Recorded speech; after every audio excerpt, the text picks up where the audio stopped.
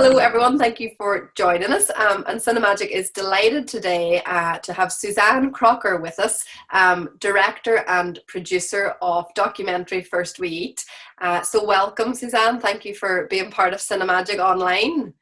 Thank you. Yeah, I'm so happy to be able to be part of Cinemagic. Thanks for inviting the film, and great to be here virtually all the way from Dawson City, Yukon, on the traditional territory of the Tr'ondëk Hwëch'in. Charlotte and Rosa, who are our young ambassadors, are going to ask some questions and take it away then, Charlotte and Rosa. Yeah, hi Suzanne, it's really lovely to be talking to you. I really enjoyed the film. It's really educational, and I think a lot of people will learn a lot about how important and how needed sourcing food locally really is.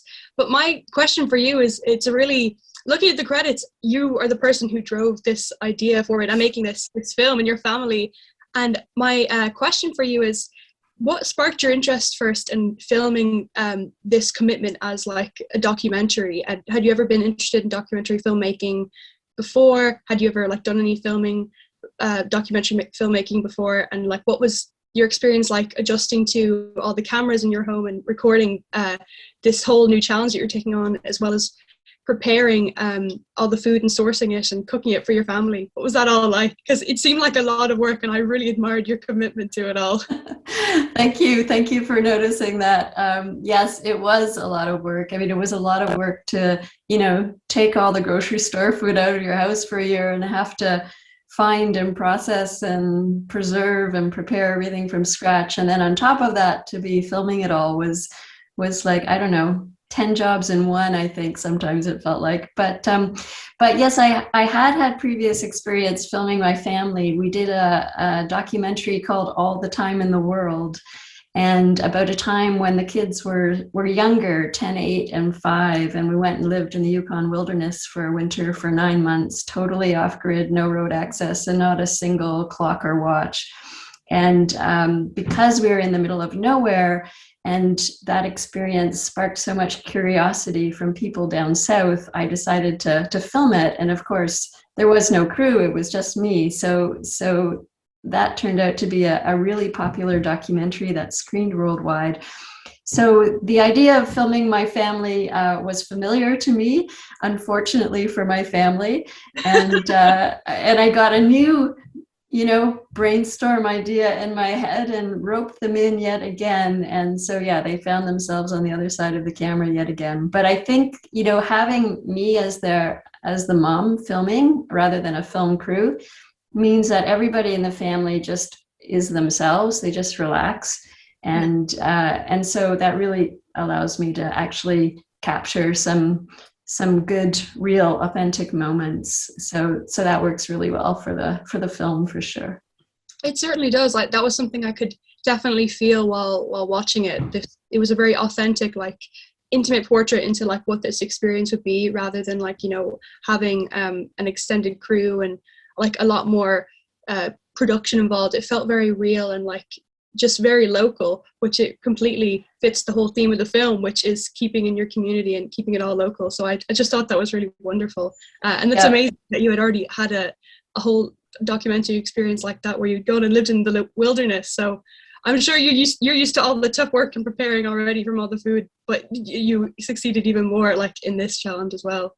Yeah. What was interesting is when we went into the bush, of course, we didn't have electricity or running water or anything like that. But we hauled our food in and then stored it in a cache, and most of the food came from a grocery store. So this sort of feels a bit to me like part two of that experience. Yeah. I know that I could cook on a wood stove and haul my water from breaking the ice on the creek and hauling it in a bucket. But this time it was, could we actually, as a community, produce our own food for a year? So they kind of go together. Yeah, I would say it's like the opposite of like what you did first. Like, it was like the food part of it, like if you had all encompassed that, but like you were staying at home and making the food, rather than the first time you were like taking the food from outside and bringing it to like the community. I think that's really amazing. Yeah. So if I needed to, I feel like I could combine both together. But that'll be one heck of a challenge. Yeah, I'm sure you can do it. I could do it, but I hope I don't need to. So Rosa, you can take it away there now. Yeah, I had another question just coming off that. Obviously, it's a huge endeavor to take on this lifestyle change, and it's also a huge challenge to take on making a documentary. So how much time did you spend researching and planning ways that you can live sustainably before you kind of threw yourself in the deep end? How much like planning and research time was there before day one? Yeah, I would say there was about 8 months of planning and research before the, the moment dropped when the last bit of salt left the house. And yeah, but I had been thinking about it for several years before that, and certainly kind of, vaguely planning what it would be like. But even with that 8 months of research and planning, it wasn't until D-Day that it all kind of became real. And there were so many things that I hadn't expected to deal with, and so it all kind of came at once. And there was this issue that I was this total blank page going into it. I wasn't an expert gardener. I didn't really like cooking. I had previously been a vegetarian, and now I was going to deal with only animal-based meat sources and be handling a lot of meat. So I think it was, a bit more overwhelming because I didn't go in with any expertise. But I thought that was also good, because if I already was an expert in all these things and took on the challenge, then it would be less relatable, I think, to people watching. So I was happy to be the guinea pig for everybody else. Now you can just watch it and see what I did.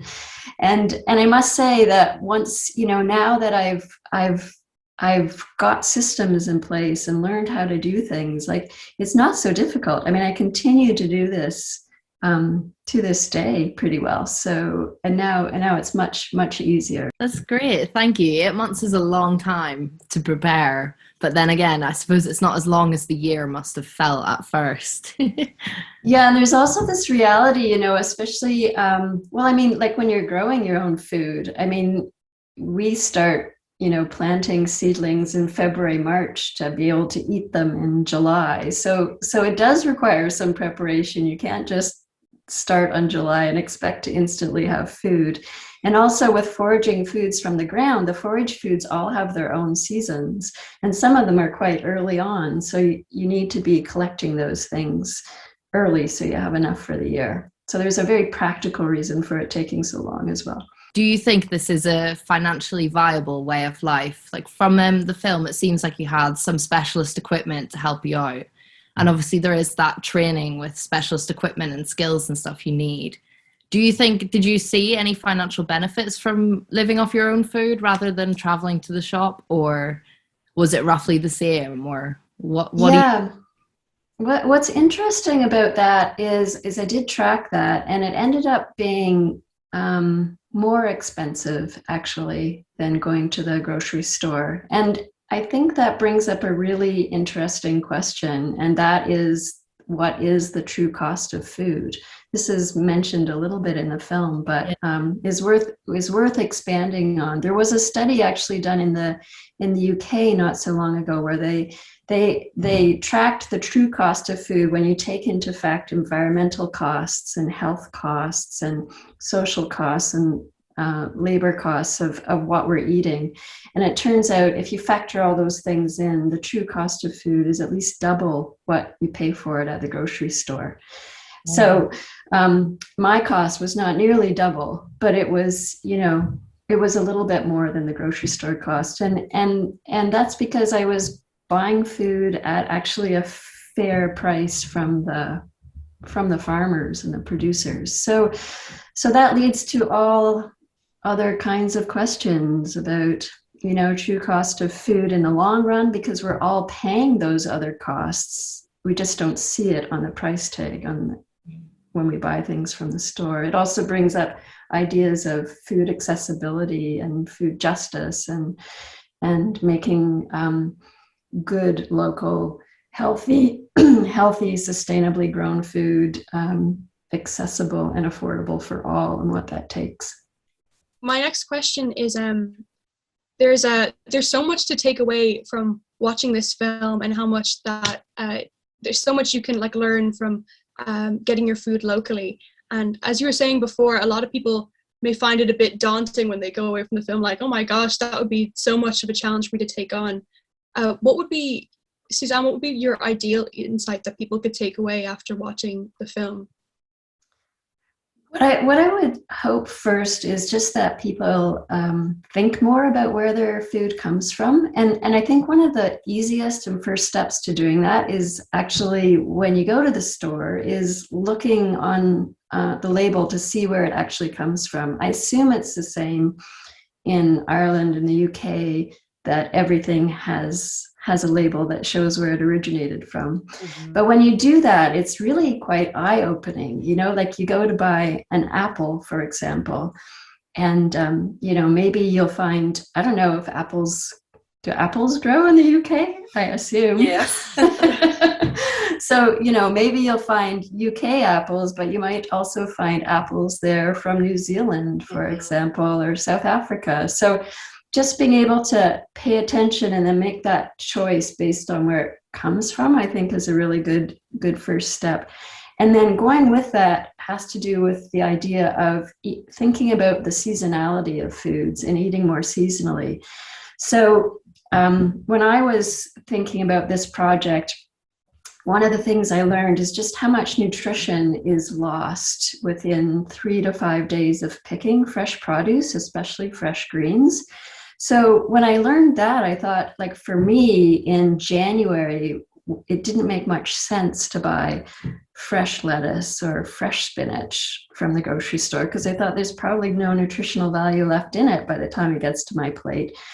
So then I started thinking, okay, well, maybe, you know, in the winter, my salads and my stir fries should be root vegetables, which can retain their nutrition while they're stored. Or maybe I should look in the frozen food section and buy frozen spinach that was, you know, flash frozen as soon as it was picked, to keep that nutrition in there. And that seemed to be more healthy than buying fresh spinach that traveled halfway across the world in the middle of winter. So those two things, I think, are some really easy steps that everybody can take. And just even in your own kitchen, and as you eat your breakfast, your lunch, your dinner, your snack food, thinking, okay, like, where does this actually come from?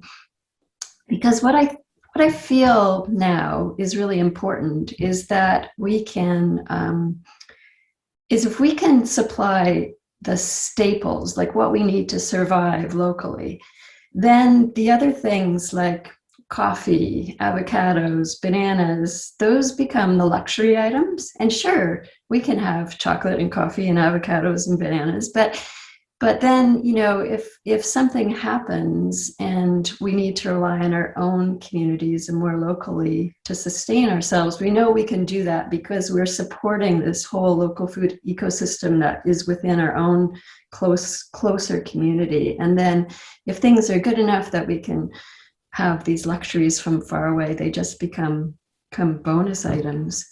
And I think that when I made this film, of course, I didn't know the pandemic was coming. But now that the pandemic has occurred, I think everybody realizes, you know, the vulnerabilities of long supply chains and long food chains, and how important it is to be able to rely on our own communities for the things that matter most and the things that sustain us.